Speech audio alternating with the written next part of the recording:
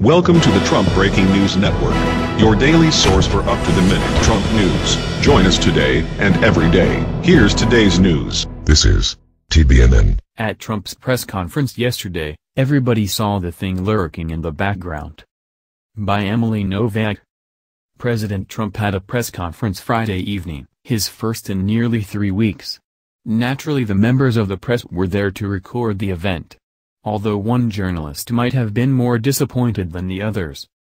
Peter Baker, the New York Times chief White House correspondent, was probably surprised to find his name on a placard in the very back of the rows for members of the press, practically as far away as he could be from the president. Here's Peter Baker way in the back during the press conference. Peter Baker of the New York Times got nosebleed seats to the president's press conference Friday. Source: YouTube, White House. This is a dramatic change for the New York Times, which usually gets front row access. Their preferential treatment changed, however, after James Comey's testimony Thursday night.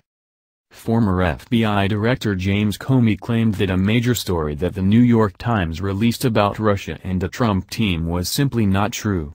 The story in question asserted that members of Trump's staff during the 2016 election were in contact with senior Russian intelligence officials.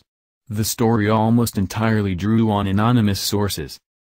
The New York Times is standing by its reporting and refusing to print a retraction, in spite of Comey's testimony.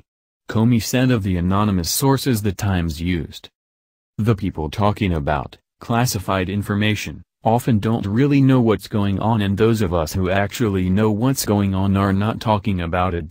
And we don't call the press and say, hey, you got that thing wrong." The New York Times statement for their defense of the story practically corroborates Comey's claims.